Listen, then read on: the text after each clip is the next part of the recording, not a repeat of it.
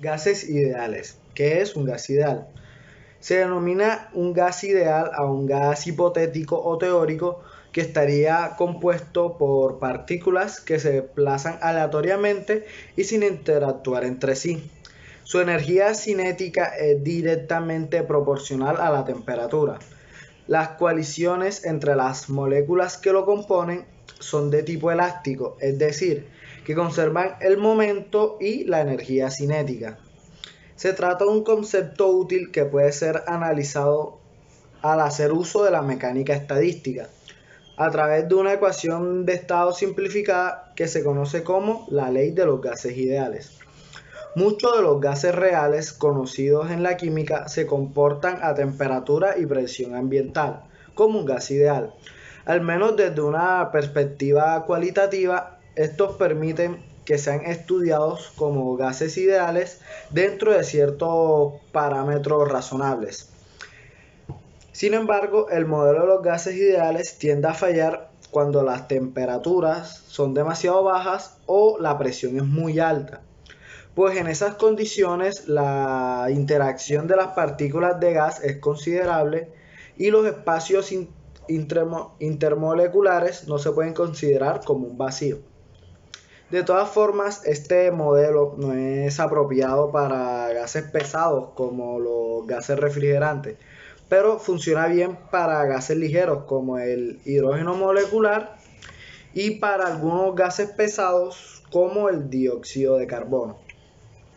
Bueno, ahora las propiedades. Algunas de las principales propiedades de los gases ideales son: posee siempre un mismo número de moléculas, no tienen fuerza de atracción o repulsión entre sus moléculas, no pueden experimentar transiciones de fase, o sea, de gas a líquido y de gas a sólido. Las moléculas del gas ideal ocupan siempre el mismo volumen a las mismas condiciones de presión y temperatura. Bueno, ahora la ley de los gases ideales. El estado de una cantidad de materia gaseosa se escribe en base a cuatro variables distintas, que serían presión, volumen, temperatura y número de moles de gas. La relación matemática ideal entre dichos factores es justamente la ley de los gases ideales, que predice el comportamiento de la mayoría de los gases reales a temperatura y presión ambiente. Esta ley permite calcular alguna de las cuatro variables a partir del conocimiento de las otras tres, según la ecuación que así lo expresa, que sería la siguiente. La P representa la presión del gas, la V su volumen, la N el número de moles de gas, la R la constante de los gases ideales y la T la temperatura del gas en cuestión. Si un gas cumple con esta ley, puede tratarse como si fuera un gas ideal.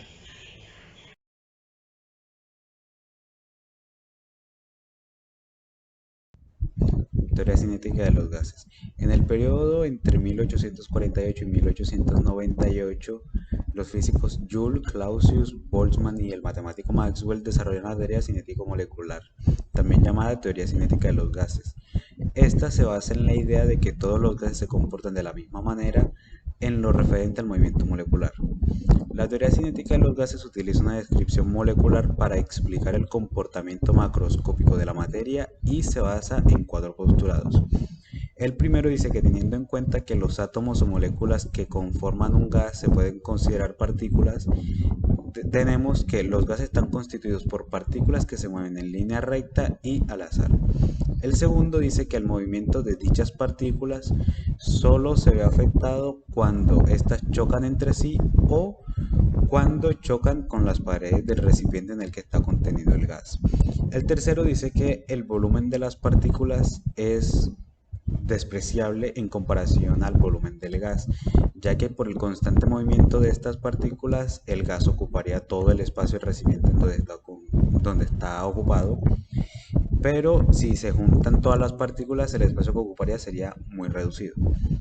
Y el cuarto postulado dice que entre las partículas no existe ninguna fuerza de atracción ni de repulsión, lo que hace que estén en constante movimiento sin afectarse la una a la otra.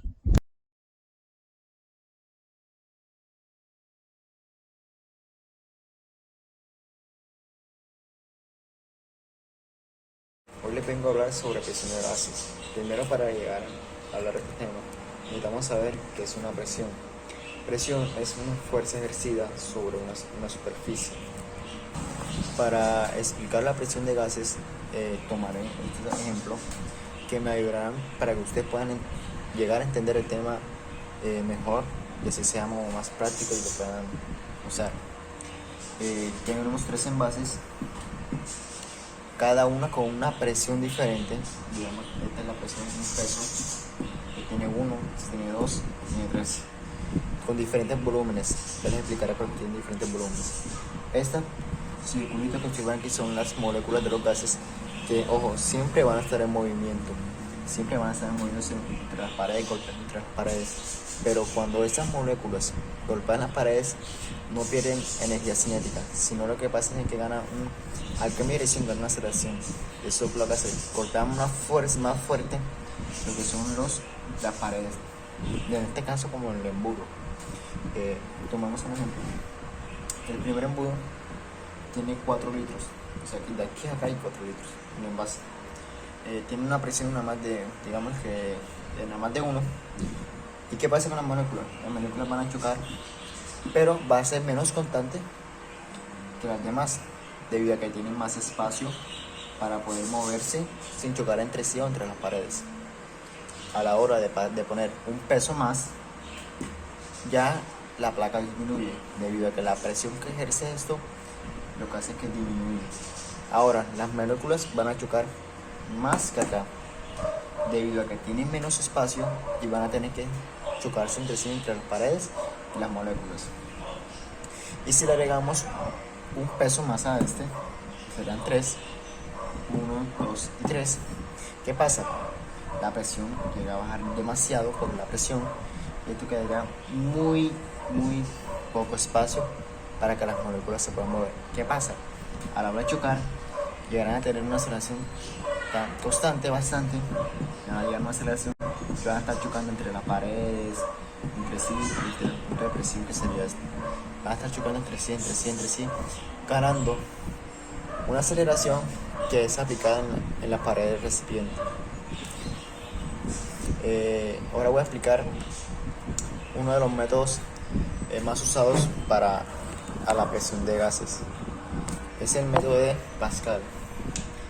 El método de Pascal no es más que la fuerza que se debe medir en Newton, la fuerza en Newton sobre los metros cuadrados por la superficie que se ejerce, que se está ejerciendo esa presión. Para poder llegar a este resultado de presión, si en realidad no nos dan directamente los términos de fuerza y superficie, lo que pasa es que vas a usar un diferente de términos o conversiones. Primero vas a llegar a aceleración. Primero vamos a usar el término de velocidad. Digamos que te dan la distancia y el tiempo, pero para poder llegar a la presión de gases necesitas la fuerza. No tienes la fuerza, pero tienes la velocidad, la distancia y el tiempo. Entonces tú lo que haces es una adición sobre distancia, que serían en metros, no sé, de qué se pueden, sobre el tiempo. Después de esta te vas a aceleración, que en la aceleración que consigues sería velocidad inicial, que es la que hiciste primero, que es la velocidad normal, que es distancia, que es, digamos, metros sobre tiempo, sobre segundos, digamos así, y esa con la velocidad final. Entonces este quedaría sobre m, que serían los metros, sobre tiempo al cuadrado. Entonces, ya teniendo estos dos de velocidad y aceleración, vas a llevar a usar la fuerza.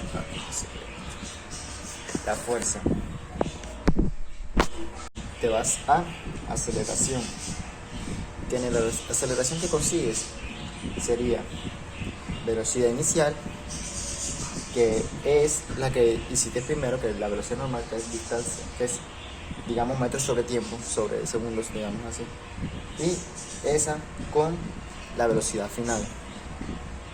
Entonces, este quedaría sobre m, que serían los metros, sobre tiempo al cuadrado. Entonces, ya teniendo estos dos de velocidad y aceleración, vas a llevar a usar la fuerza. La fuerza que ya da es lo que buscábamos para poder utilizarla para hacer la presión de gases. La fuerza que equivale a masa que ya tienes por aceleración, que es lo que buscábamos anteriormente, que nos dieron los valores. Ahora, ¿qué hago yo con la fuerza? De ahí de la fuerza, si ya me serviría para usar el término de Pascal, que sería el método de N sobre metros cuadrados, que sería la fórmula para medir la presión. En química es muy común encontrar diferentes términos para hablar sobre presión de gases. Primero está la Pascal, que sería normal. Digamos que tenemos 101.325 de Pascal. ¿A qué equivale esto? Equivale a una atmósfera, y esta atmósfera vale una atmósfera vale a 760 milímetros de mercurio, y esos 760 milímetros de mercurio valen 760 tonos. Esas son algunas mediciones comunes en química. Algunas herramientas comunes utilizadas en química para hacer la presión de gases son el barómetro y el marómetro. El barómetro, más que todo, es para medir la presión ejercida sobre la atmósfera, pero el manómetro también sobre diferentes medidas de gases, pero la distinta medida hay en la atmósfera, porque no es lo mismo, no es igual, porque el barómetro nada más es capaz como algunas veces medir una sola presión de atmósfera. Mediante el manómetro